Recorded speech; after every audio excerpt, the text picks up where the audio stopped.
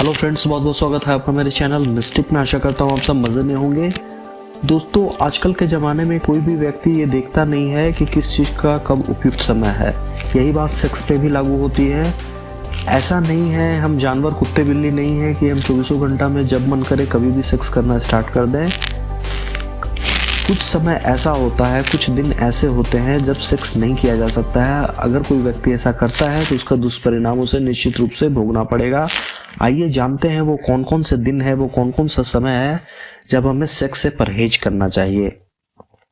अमावस्या की रात में संबंध से बचना चाहिए। मनु महाराज ने कहा है कि मनुष्य को अमावस्या के दिन संबंध बनाने से बचना चाहिए। इसके पीछे वजह यह है कि इस दिन चंद्रमा, जो मन का कारक ग्रह होता है, वह अस्त होता है।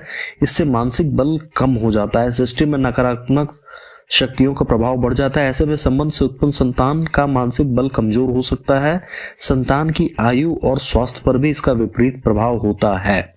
महीने की 8वीं तिथि को भी संभोग नहीं करना चाहिए। सेक्सुअल एक्टिविटी से बिल्कुल दूर रहना चाहिए। महीने में 2 अष्टमी तिथि होती है, एक कृष्ण पक्ष में, दूसरी शुक्ल पक्ष में। मनु महाराज का कहना है कि इस तिथि में स्त्री पुरुष संबंध से परहेज रखना चाहिए। इस तिथि के बारे में शास्त्र कहता है कि यह तिथि शनि महाराज की जन्मतिथि है, इसलिए इसमें शुभ कार्य नहीं किए जा सकते। मंगलवार को अष्टमी तिथि होने पर इस दिन यह तमाम सिद्धियों को देने वाली होती है, इसलिए इस दिन सिद्धियों को प्राप्त करने के लिए साधना करने का विधान है। जबकि बुधवार को अष्टमी को मृत्युदा कहा गया है। ऐसे में संबंध से संतान होने पर उसकी आयु कम हो सकती है। आइए जानते हैं अब तीसरा कौन सा तिथि है, पूर्णिमा तिथि। मनुस्मृति में कहा गया है कि ज्ञानी पुरुषों को पूर्णिमा तिथि में संबंध बनाने से परहेज करना चाहिए। इस तिथि के स्वामी चंद्रमा है। इस दिन मनुष्य के मन में विचारों का आवेग आमतौर पर अधिक होता है।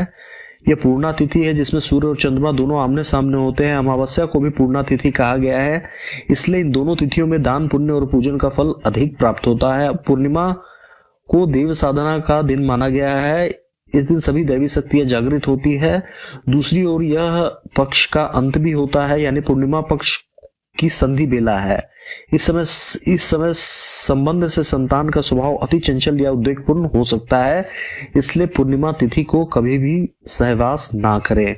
चौथा होता है चतुर्दशी तिथि। मनु महाराज ने चतुर्दशी तिथि को भी संबंध के लिए त्याज्य बताया है। दरअसल इस तिथि को चंद्रमा का जन्म दिवस माना गया है। इस दिन के स्वामी भगवान शिव हैं।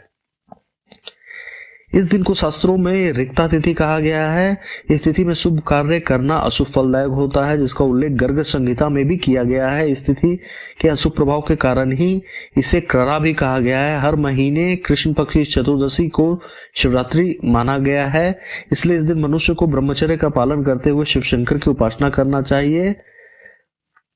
हर महीने में 2 तिथियां और आती है। मित्रों, शास्त्रों में महीने को कृष्ण पक्ष और शुक्ल पक्ष में बांटा गया है। ऐसे में हर महीने में 2 बार ये चारों तिथियां आती है, एक कृष्ण पक्ष में, दूसरा शुक्ल पक्ष में। ऐसे में हर महीने व्रत त्योहारों के साथ इन चारों तिथियों को, यानी 8 दिनों में मनुष्य को अपने पर संयम रखना चाहिए और संबंध से बचना चाहिए। तो मित्रों, महीनों में ये जो 8 दिन होते हैं जिनका डिटेल में वर्णन किया गया, उस दिन किसी भी तरीका का सेक्सुअल एक्टिविटी अपने वाइफ के साथ ना करें। ऐसा करने से जो संतान उत्पन्न होगी वो उसमें कोई ना कोई फ्लॉ होगा।